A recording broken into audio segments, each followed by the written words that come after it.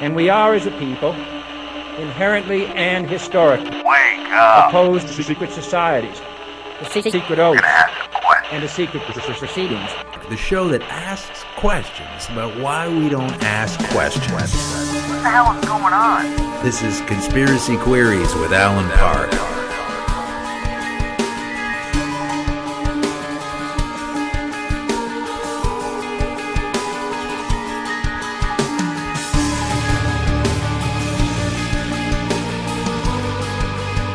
Welcome to Conspiracy Queries. I'm raising my voice. These are the Conspiracy Queries. I'm the Alan Park, and I don't know when you're listening to this, but hopefully your internet is working okay.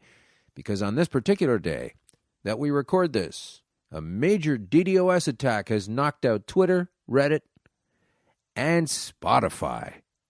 So I guess there's a little tiny bit of Taylor Swift being happy about Spotify going offline. So here it is from the Daily Dot.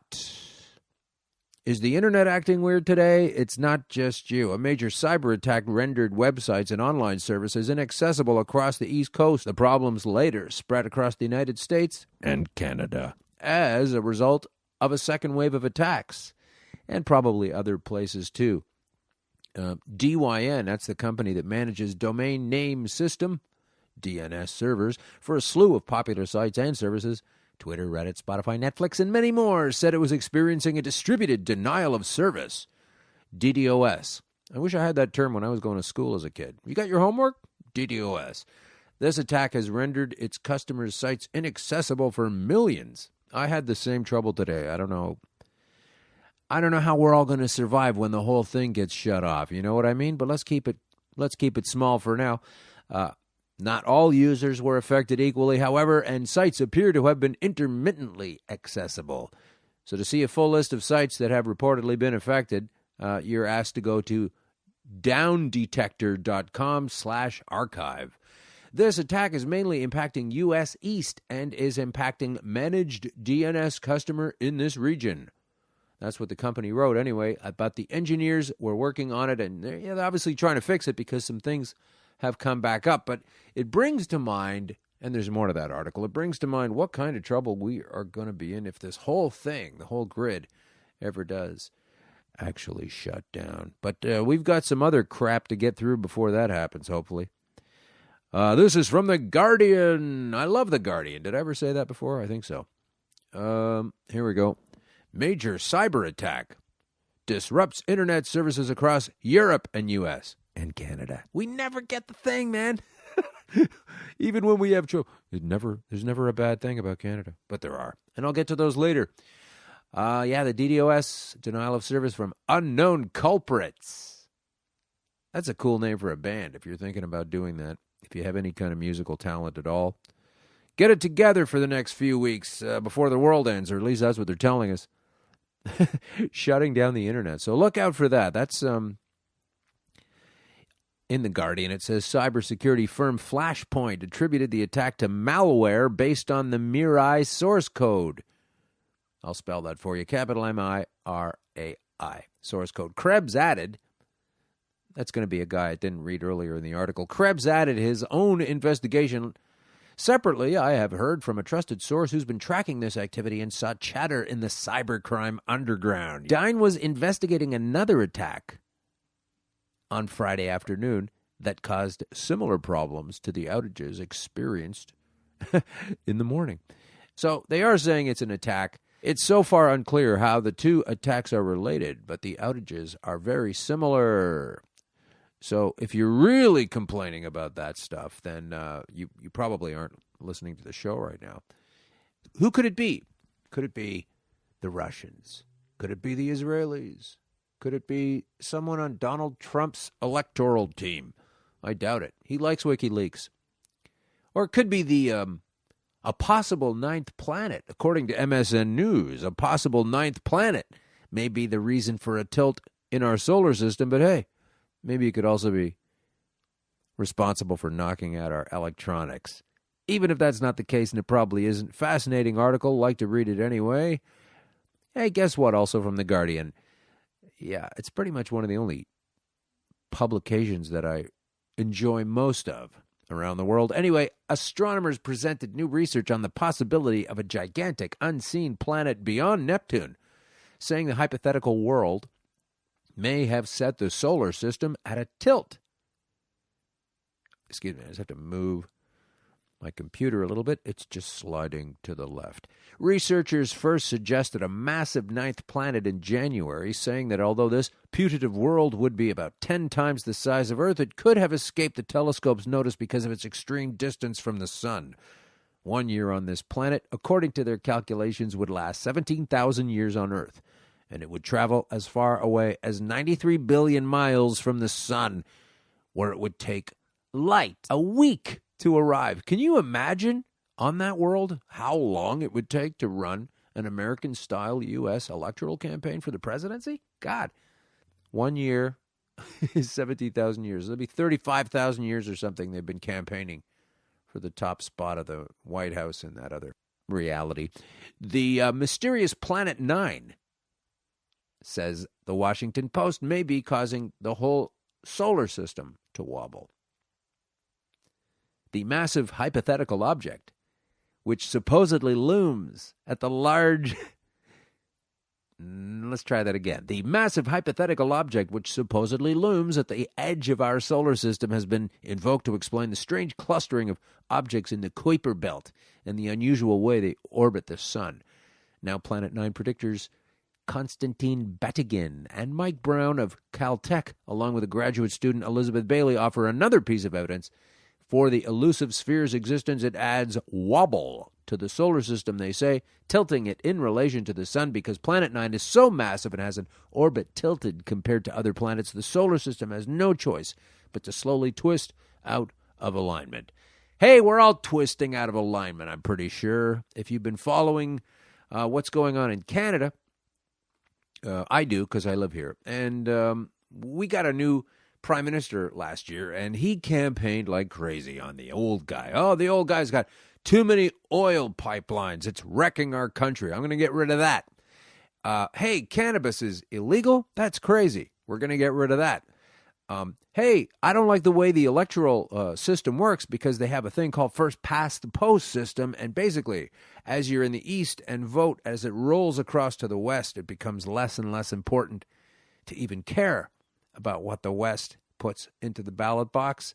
And it's also something that I'm not going to get into too much detail now, but electoral reform is something that needs to happen because basically the region that you're voting for, whether it's a riding or a district, as soon as the first person to get the most possible votes wins that riding, the other votes are wiped out. That guy doesn't get anything. So you could have a party that's getting a lot of representation in every single riding, and we do, usually with the Green Party.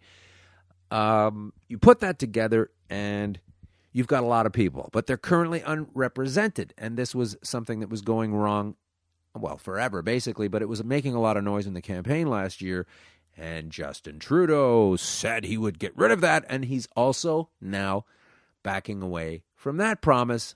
So Reuters tells us this week that Trudeau indicated he was backing away from his pledge to reform the system after political opponents accused him of trying to rig it to benefit his ruling party. That never happens. So we're just going around and around in a circle. Old guy does some terrible things. New guy tells us that it's terrible. New guy gets in and does the same terrible things. New boss, old boss, same old crap. Unbelievable. And they're going to do this again in the States, and it's going to be even nuttier down there. But that's Justin Trudeau for you. That's our prime minister backing away from his pledge. One of many pledges. And, well, good for you, Justin. Well done. You don't hear a lot of his fans and backers explaining these, I'm going to say it, horrible things he's doing. Or good things he's not doing is probably more accurate. And why is that? The same old agenda keeps on coming through. Part of the old agenda was Bill C-51. The last year, Bill C-51, of course, I've made a lot of noise about Bill C-51 on the show. I'll give you a little nugget of information. If you don't care to hear about anything of Bill C-51, you probably listened to this podcast for the last time. That's not a threat, but I'm just trying to save you some time. It's a big deal because they just want to make it okay to spy on us. They're basically just asking for our permission at this point. Whenever they carry on these hearings, should we stop Bill C-51, and the government travels around and sets up little tables at hotels to listen to people who have heard of Bill C-51 complain about it, which are primarily journalists. There's about 7 of them left in the country. And they go down and tell the board why it's a bad idea, and there could be concerned citizens, too, if they had any idea that these hearings were taking place. They don't advertise them that well. And it's kind of frustrating because it feels pointless that they're even having these consultations. Does the director, do they know about this downstairs? The director doesn't care about this stuff. As long as everything goes smoothly upstairs, as long as the kids do as they're told. But then it's fixed. No. Well, how can you wager on this when you control the outcome? Well, we just get them in the cellar. They take it from there. No, they have to make the choice of their own free will. Otherwise, the system doesn't work. It's like the Harbinger. It's this creepy old fuck. Practically wears a sign, "You will die." Why do we put him there? The system. They have to choose to ignore him, and they have to choose what happens in the cellar. Yeah, we rig the game as much as we need to, but in the end, they don't transgress. They can't be punished. They have to make the choice of their own free will. Otherwise, the system doesn't work.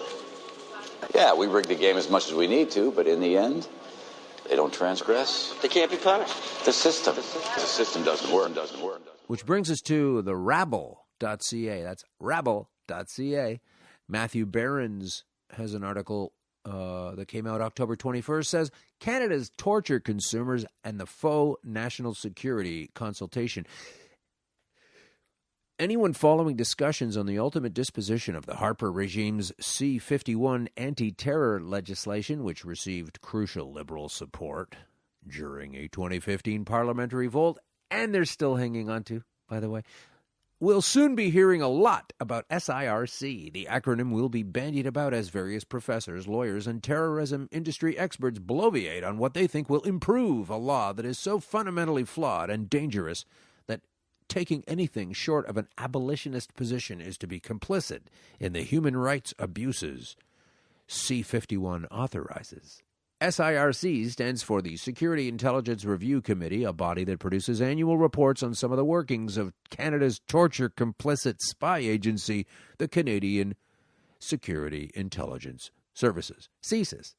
CIA Canada for all you other people that live elsewhere in the world. It also handles complaints about CSIS misbehavior. Well, that's got to be a big file. Run on a relative shoestring, SIRC has in the past produced some good reports on CSIS malfeasance. But its recommendations are not binding. As the organization has evolved over the past 32 years, however, it has, by its own admission, moved from being a strong critic of CSIS to a body that essentially shares the spy agency's values and mission. In many respects, they are now more of a cheerleader for CSIS, gently prodding them along in an annual catalog of errors than the kind of objective investigative body that is so sorely needed. SIRC's latest annual report repeats the standard pablum about their assurance that CSIS investigates and reports on threats to national security in a manner that respects the law and rights of Canadians. They also state that they look forward to being part of an expanded, integrated effort to strengthen accountability and public confidence in Canada's national security organizations, other than having actual oversight over these people while they fish for all of our data and listen to our calls and read our emails and all those other things that for years we were told was not possibly happening. You're paranoid, and then we all know it is. So you don't get to say, oh yeah, I don't care about that, if you used to say that could never happen. What you need to say now is, oh my God, I was so wrong. I'm so sorry. I'll do what I can to reverse it. My sitting on my hands for decades hasn't helped us out at all. Anyway, that's the state of affairs. Matthew goes into great detail in this article. Can't read the whole thing. I guess by now, if you're a regular listener, you don't expect me to read the whole thing, and probably hope that I wouldn't. It's too much to say. Hey, listen, it's a madness roundup. Hey, guess what else Trudeau is doing? He's backtracking on an oil tanker ban. You know, these things, they go up and down the side of the country. Inevitably, somebody's drunk, stupid, or sloppy, and all that oil goes into the ocean. Trudeau said, let's ban that thing. And now he is kind of reversing it. From desmogcanada.ca, that's DESMOG.ca. Why is Trudeau backtracking on BC's oil tanker ban? These 86 meetings with Enbridge, that's an oil company, might help explain. So there's a picture of him slapping the back of a rather porcine-looking individual. I'm sure they just scarfed back a fantastic lunch at my expense. Since the Liberals formed government last November 2015, Enbridge and Northern Gateway have lobbied Ottawa an astounding 86 times. Federal lobbying reports reveal. 51 of those meetings have taken place since August, which, funnily enough, is around the same time Prime Minister Trudeau started backtracking on his commitment to ban oil tankers on BC's North Coast, a policy that would leave Enbridge's Northern Gateway pipeline proposal dead in the water. Okay, I'm not going to spend too much time with that pun. Since October 2015, representatives from Enbridge and Northern Gateway Pipeline met with the representatives from the Prime Minister's office 8 times, Transport Canada 10 times, Fisheries and Oceans Canada 10 times, Indigenous and Northern Affairs Canada 12 times, Natural Resources Canada 31 times, and mostly Liberal members of Parliament 39 times, to name a few. During this time, Enbridge and Northern Gateway pipeline lobbyists met with more than 130 top chiefs. 130 top-level chiefs of staff, policy directors, and minister. Records show. And maybe I should get to really quickly why I would even want to do that. Why I would want to make sure that they don't continue to do that thing is because they're ruining the planet. That's what it is. There's another diesel spill that's just happened off of Bella Bella, which is a beautiful indigenous area on the West Coast, ruining that. Coastal residents were in a state of disbelief after learning an emergency response vessel sent to the coast sunk in windswept waters. It's been a pretty difficult time for all of the residents of that area. He is backing away left, right, and center. It's amazing the way everybody falls for it. You just have to say what you think everybody else wants, and then when you get power, you don't have to do that. I'm afraid he's done the same thing with the TPP. I think Hillary Clinton, who has spoken about not signing the TPP, fine, whatever. She gets in, she'll sign it. Trump gets in, he'll probably sign it as well. Why? Because it's not about you, right, George Carlin? There's a giant club and you ain't in it. Here's part of the club that I'm in as a resident of Canada. And, you know, there are a lot of other countries, too, that somehow enjoy the British royal family. I don't know what's wrong with you, but they do. They do like it. So this is on Business Insider. BusinessInsider.com. From the Business Insider, won't read the whole story, the beginning of it. It just says it cost Canada $43 million to support the royal family in 2015. Oh, you didn't know it costs us anything? It's actually one of the pricier things we do in Canada. According to the Governor General's financial report, we spend approximately $20.86 million last year, although there is a line item in the annual report that isn't mentioned in the financials. The support from other government departments tallies that up to another $22.6 million. That's $42.92. So $43 million every year. Hidden fees. Then there's the hidden costs. The monarchy's provincial lieutenant governors are covered for expenses. The last number we could obtain worked out to $7,604,000. In 2012. A good portion of it is maintaining stately properties like the 29-room Fanning Bank in Prince Edward Island. Oh, and that doesn't include royal visits like the one Will and Kate just managed to squeeze across all of our tarmac. There's no final price tag on how much this visit will cost Canadians, but using previous visits as a guide, we peg it at around $137,500 a day. That works out to about $1.5 million. excluding the cost of the gifts they give. If it sounds like a lot, it is. The cost of hosting Will and Kate is 3 times the amount given to study foreign ownership by the federal government. Yeah, we're getting bought up all over the place, but let's keep on paying money to have these tea and biscuit munchers over for some freebies. Or 75% of the projected revenue to come in from the Vancouver vacant home tax. Not exactly chump change to fly them around for vacation. These aren't just costs we pay in Canada. The whole Commonwealth realm has similar expenses. That works out to about $1.5 million, excluding the costs of the gifts they give. Okay. And these expenses aren't just costs we pay in Canada. The whole Commonwealth realm has similar expenses. All the countries. So in Canada, the grand total, excluding the cost of housing, is $50.5 million a year, which works out to $1.44 Canadian per capita. They always say that when it's something they want to do.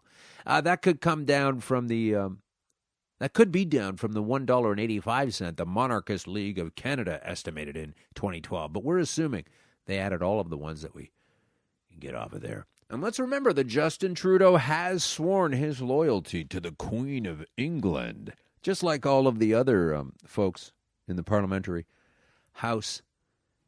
It's a neat little game they've got set up here where, we believe that the representative in our riding will serve us. Makes sense. Sounds good. And then they don't. They swear an oath that they're actually serving the Queen. Here it all is in the Business Insider. I'm going to crank through some of the fluffy stuff at the beginning. A good portion of that is maintaining stately properties like the 29-room Fanning Bank in Prince Edward Island. Oh, and that doesn't include royal visits like the one we just endured from Will and Kate. With the monarchy costing so much money, it's fascinating to know that all over the place, you can read it just about anywhere, but here's a website called Minds, MINDS.com, that the British movement plans to end the monarchy on the death of Queen Elizabeth.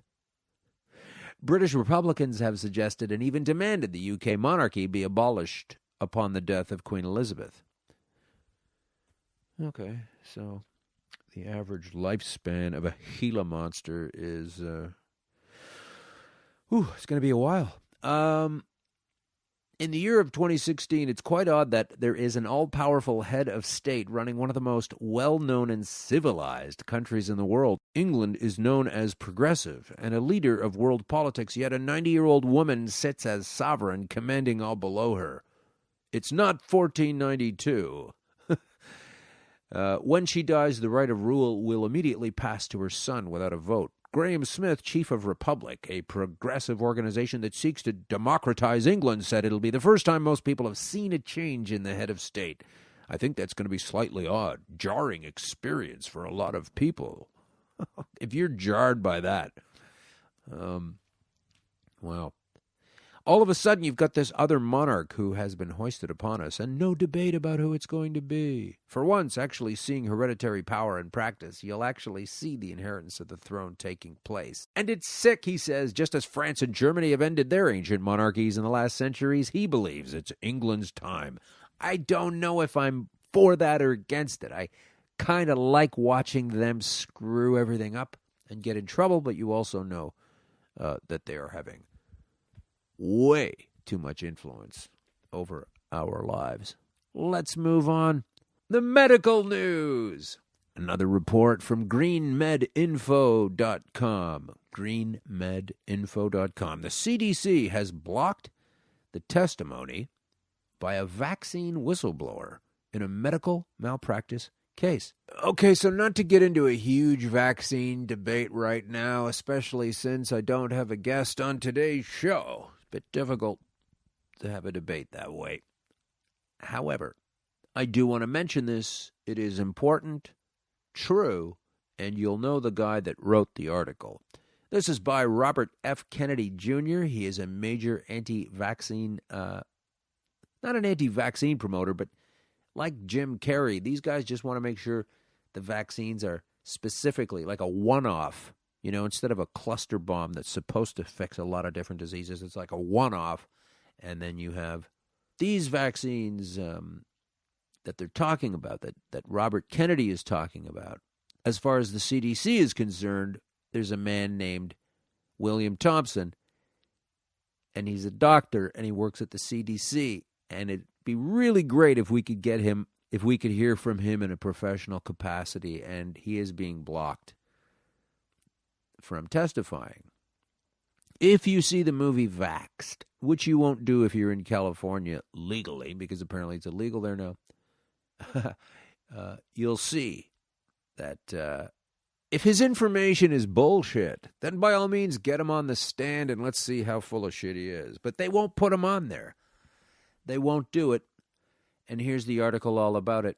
This is originally from EcoWatch.com. Thomas Frieden, the director of CDC, has blocked CDC whistleblower Dr. William Thompson from testifying on scientific fraud and destruction of evidence by senior CDC officials in critical vaccine safety studies regarding the causative relationship between childhood vaccines and autism. Attorneys Brian Smith and Robert F. Kennedy of Morgan & Morgan have been seeking to have Dr. Thompson testify in a medical malpractice case to explain how the CDC committed scientific fraud in a series of studies which found no link between the vaccines and the autism. In denying the request, Dr. Frieden said Dr. William Thompson's deposition testimony would not substantially promote the objectives of CDC or Human and Health Services. So that's the reason not to put him in there? Dr. William Thompson's deposition testimony. Is it the truth or is it a lie?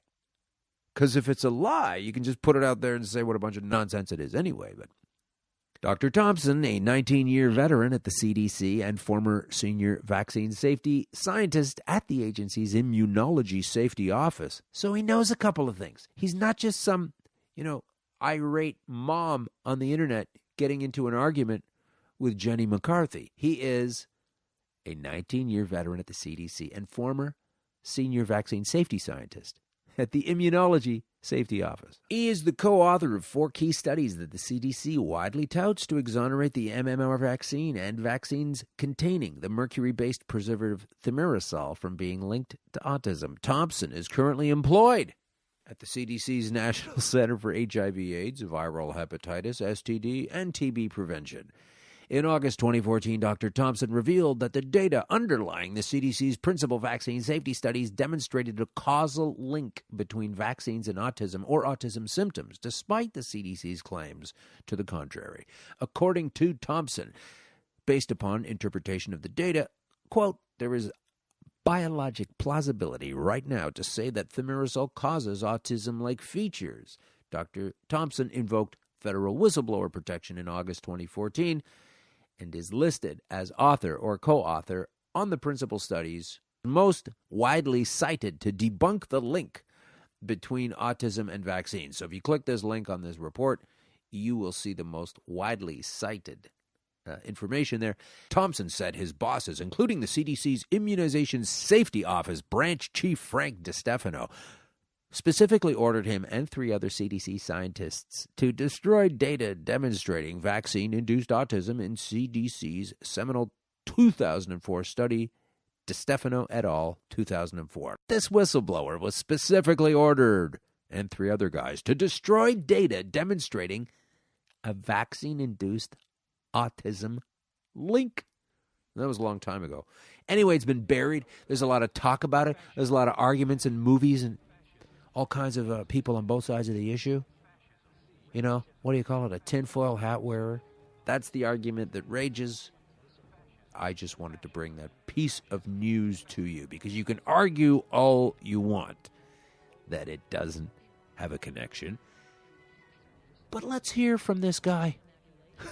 Let's hear from this 19-year veteran who knows a hell of a lot more than you do and who is going to say things that counter what the CDC is all about. Why do they continue to have this guy in their employ if they won't let him talk? That's a pretty interesting situation. They won't let him talk, and they keep paying him, and he keeps going to work every day. Amazing. Let's stick with medical news. Again, from Green Med Info, a tetrahydrocannabinol / cannabidiol extract is efficacious for relief of pain in patients with advanced cancer pain not fully relieved by strong opioids. So that's a bit of a long title. Basically, THC and CBD extract, basically what they're saying there is cannabis, with the part that gets you a little bit high and the other part that fixes your body and regulates your homeostasis, is efficacious for relief of pain in patients with advanced cancer pain not fully relieved by strong opioids. I'm just saying it twice, folks. The abstract here, and I'm going to skip over some crazy numbers and brackets. I'm not a scientist. Neither are you, probably. This study compared the efficacy of THC related to CBD, which is an extract. Well, they made an extract with it. A non-opioid analgesic endocannabinoid system modulator. Don't get too weirded out. That's your endocannabinoid system. That's right. You listening to this that's never tried cannabis before, you do have an endocannabinoid system. So why don't you explain that to me? That non-opioid analgesic endocannabinoid system modulator and a THC extract with placebo in relieving pain in patients with advanced cancer. And that's not a fun place to be. In total, 177 patients with cancer pain who experienced inadequate analgesia despite chronic opioid dosing, that's the shit that's legal and promoted highly, entered a 2-week, multi-center, double-blind, randomized, placebo-controlled, parallel group trial. Patients were randomized to THC to CBD extract. And they give some numbers here that, it'll make more sense when you're looking at it. I can't put those into words. But the primary analysis of change from baseline in mean pain numerical rating scale was statistically significantly in favor of the THC to CBD extract compared with the placebo, whereas the THC group showed a non-significant change if you're just doing the THC. Twice as many patients taking the THC to CBD extract showed a reduction of more than 30% from baseline pain NRS score when compared with placebo. The associated odds ratio was statistically significant, whereas the number of THC group responders was similar to placebo and did not reach statistical significance. The THC to CBD extract is efficacious for pain relief in patients with advanced cancer pain not fully relieved by strong opioids. There was no change from baseline in median dose of opioid background medication or mean number of doses. Anyway, it's not exactly fun reading, so I thought I'd bring it to you in a way that seemed a little bit more digestible because you really do need to know about this stuff. It's so simple and in your face. If you don't believe that they've done a heck of a lot of research on medical cannabis, then look at Israel. Israel has done a lot of cannabis research. Hopefully I'll be able to speak with someone in one of their fine laboratories sometime soon. But maybe not, though, because they might get upset with me when I mention that new evidence shows Saudi Arabia and Israel assassinated Rafik Hariri. Of course, you know him. He used to be the Lebanese prime minister. Now he's dead. This is from Iran front page, IFP News. Well, that's going to piss somebody off, right? While top Obama administration officials are still trying to exert last-minute pressure on lawmakers to help sustain Obama's veto of legislation that would allow families of the victims of September 11 to sue Saudi Arabia, Chuck Grassley, the chairman of the Senate Judiciary Committee and the senior United States Senator from Iowa, in an interview with Politico, voiced serious support for the 9/11 bill. He stated that some of the newly obtained documents show the assassination of Rafik Hariri, the former Lebanon prime minister, was carried out by Israel and the help of Saudi Arabia. Saudi Arabia is really not helping out a lot of people lately. You notice that? Like ever since their inception? In Congress, I'm still quoting this fella up here, Chuck Grassley. In the Congress, some definite evidence proposed by a retired Pentagon member proving Saudi Arabia's direct role in other terrorist operations, including Rafik Hariri's assassination. I'll firmly back the legislation, Grassley said, as reported by Politico and covered by IFP News. Senate Majority Whip John Cornyn also said that in a private meeting with 9/11 families in his office, pointed out to the lately revealed evidence and said he will continue to work with colleagues in the Senate to back the legislation. It should be 100%, but I don't expect it will be, Grassley said of the vote to override a veto of the 9/11 bill. Rafik Hariri, the former minister of Lebanon, was killed along with 21 other people in an explosion in Beirut on February 14, 2005. During that time, media, especially the Israeli daily Haaretz, condemned Lebanese militia Hezbollah and made them responsible for the assassination, along with submitting 9/11 bill that allows families of victims to sue Saudi Arabia. Voices came out that Saudi Arabia was also involved in Hariri's assassination, planned by Israel in 2005, and also it had a role in promoting terrorism in the United States and Europe. This is why the senators are vowing to decisively support the 9/11 bill and override Obama's veto. Better hurry up. Humiliation, democratic destabilization, evangelical, racism.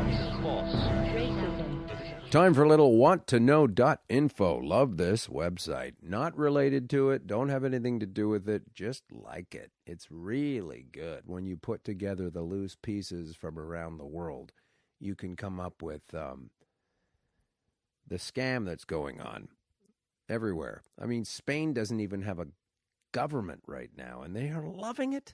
This is a great piece. Wanttoknow.info/lifting the veil.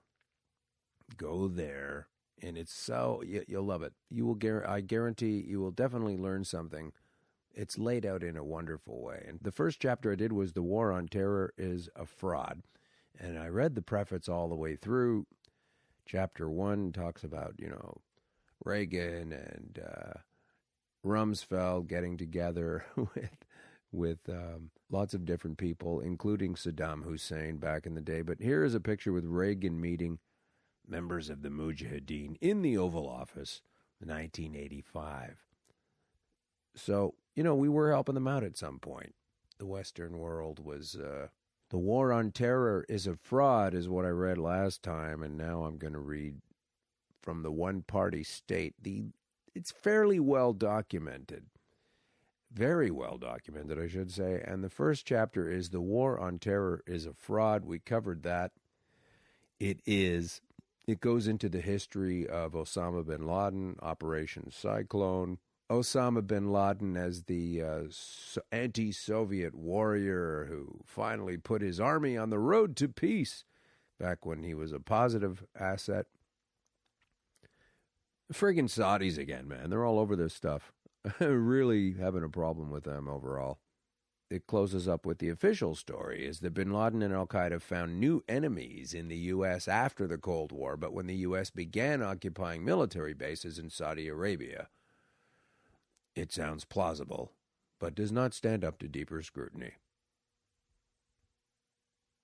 I think I might have read that wrong too, but that's okay. It's the official story. It doesn't make any sense anyhow. Then it goes into money and explains that and talks about Al-Qaeda today. The conclusion of the chapter, The War on Terror is a Fraud. Here we go.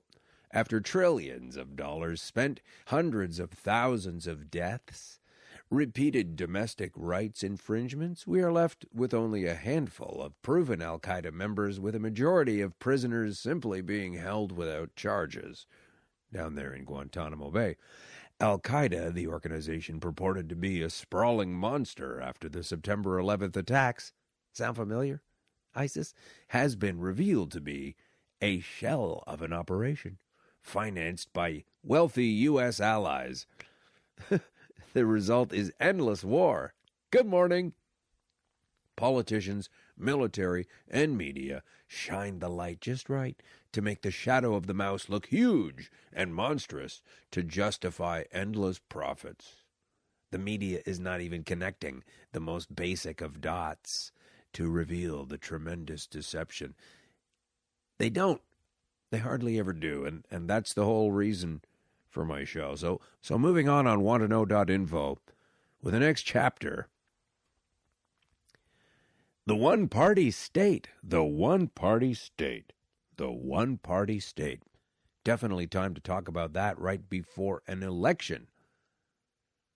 The one-party state, perhaps the most widely proliferated truism of American patriotism, is that the two-party system is a beacon of democracy. Surely our system is better than that of Iran, where presidential candidates must be approved by a religious council, or perhaps that of Venezuela, where the majority of the media is state-owned and disseminates propaganda in each election. Democrats and Republicans are widely different, it seems. At least that is what their hyper-partisan bickering would imply. Clinton and Obama must be unabashed liberals. Otherwise, why would the Republicans despise them so much?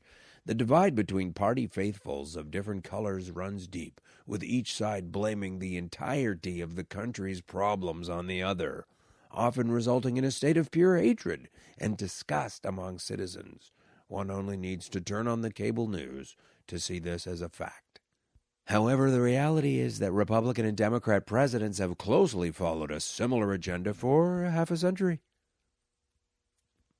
When you look at it, the idea that American governance alternates as a sort of give and take between liberalism and conservatism is little more than a fantasy. I do not discount that there may be serious and significant differences between Democrat and Republican individuals, many of them members of Congress and certainly in state legislatures. Yet at the top of the pyramid where the power to set agenda resides, there is only the agenda, and the primary difference between the two parties is the speed at which the agenda is advanced.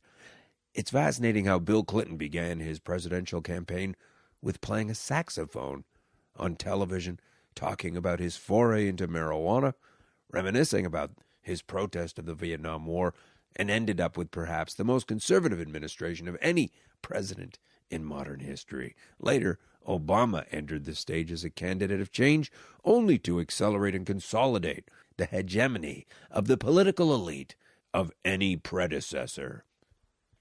And then it goes into the history of crime in the United States. And under Reagan's administration, the incarceration rate was 247 per 100,000 citizens.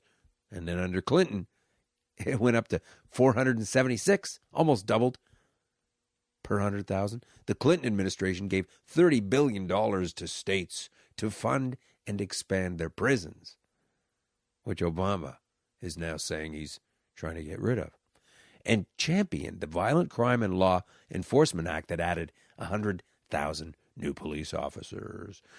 The bill was written by current Vice President Joe Biden.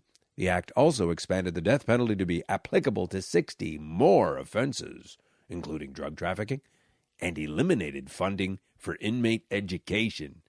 Because if we're not smart enough and we're kept away from the real information, the hell are you going to give all the truth to the people in prison for? That's not going to help you out. Anyway, that's a little taste of one of my favorite websites now. I read a little bit every day, and some for you. It's wanttoknow.info. I think all our society is run by insane people for insane objectives. You know, and I think that's what I sussed when I was 16 and 12 way down the line. But I expressed it differently all through my life. It's the same thing I'm expressing all the time. But now I can put it into that sentence that I think we're being run by maniacs for maniacal ends, you know. If anybody can put on paper what our government and the American government, etc., and the Russian, Chinese, what they are actually trying to do, you know, and what they think they're doing, I'd be very pleased to know what they think they're doing. I think they're all insane, you know, but I'm liable to be put away as insane for expressing that. You know, that's what's insane about it. A lot of people have some really bad things to say about him. And again, I'm not going to take a stance on that. He's done some bad things for sure. He's done some good things as well, I guess. That's the nature of someone in his position.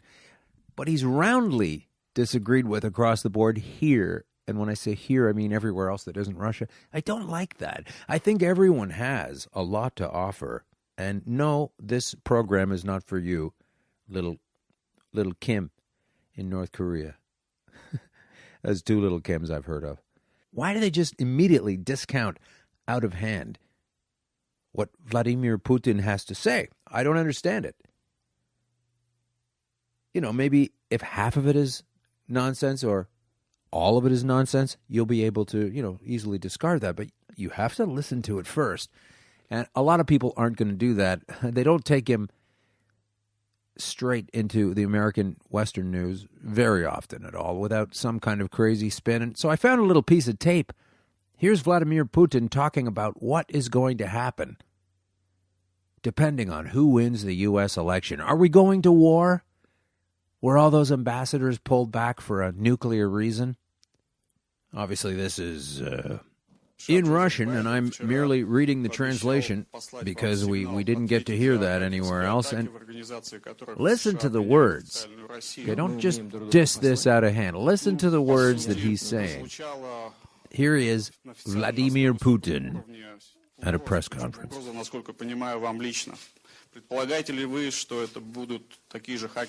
Today, U.S. Vice President Joseph Biden promised to respond to your actions and threatened cyber attacks against Russia.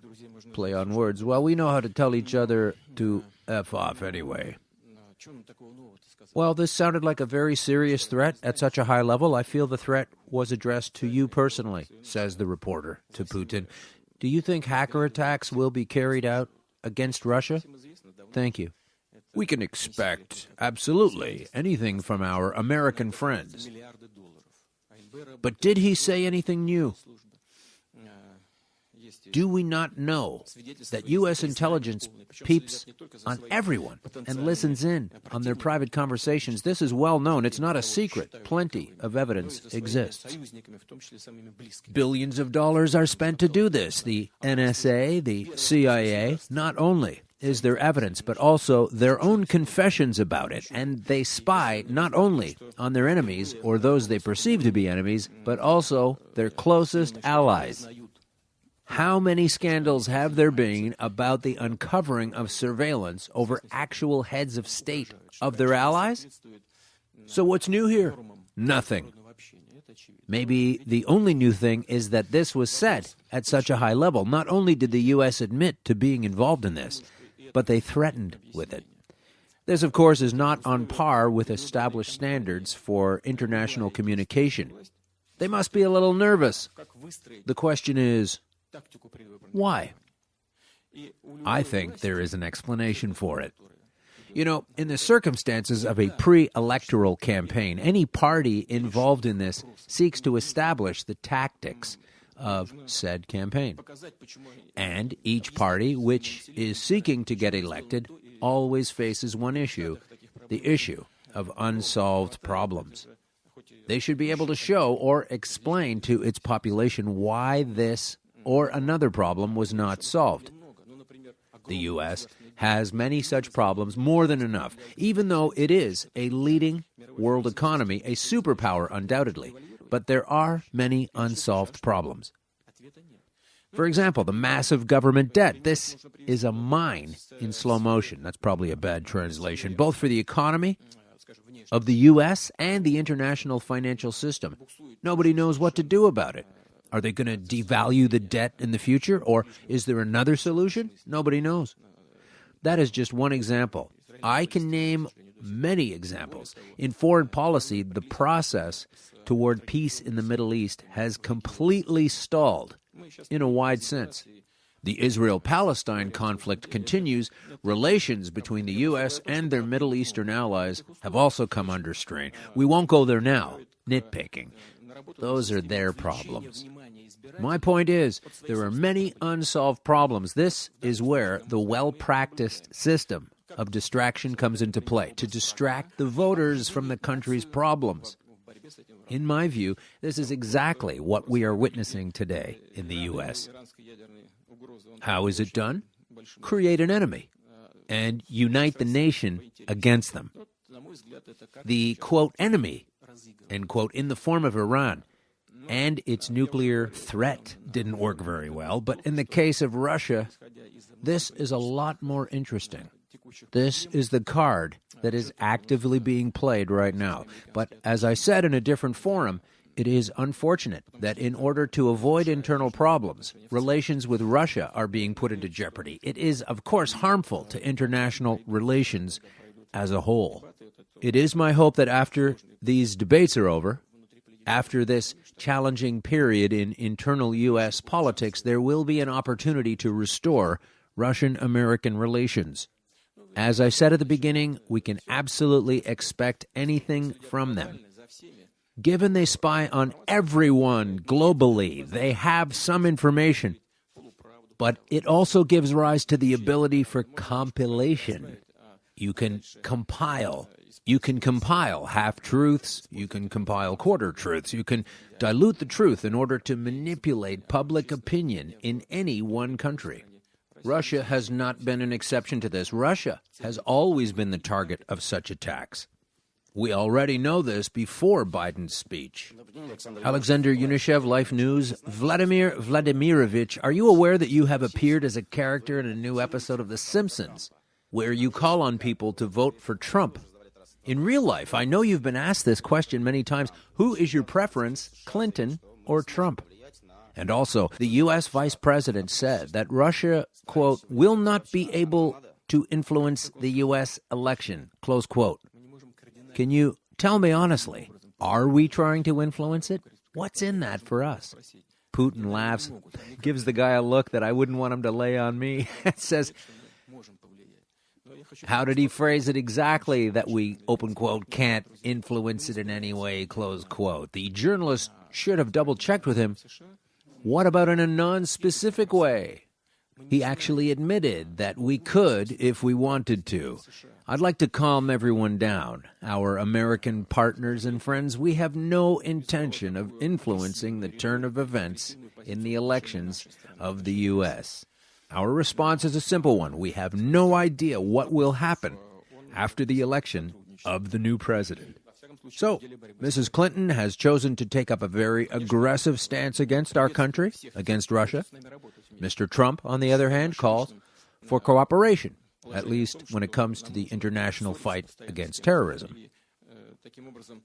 Naturally, we welcome those who would like to cooperate with us, and we consider it wrong that we always have to be in conflict with one another, creating existential threats for each other and for the whole world, as well as fail in delivering results in the international fight against terrorism. How will things be after the U.S. elections? We don't know. Would presidential candidate Trump deliver on his views of cooperating with Russia?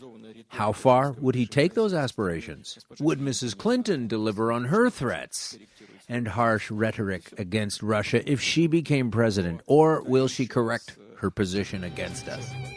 We don't know. But let me repeat, jeopardizing Russian-American relations in order to gain brownie points internally. I consider this to be harmful and counterproductive. But this is not the first time. Have you analyzed the previous election campaigns? This rhetoric only repeats itself. And I've already said what they whisper into our ear. Quote, just wait this out. It will pass.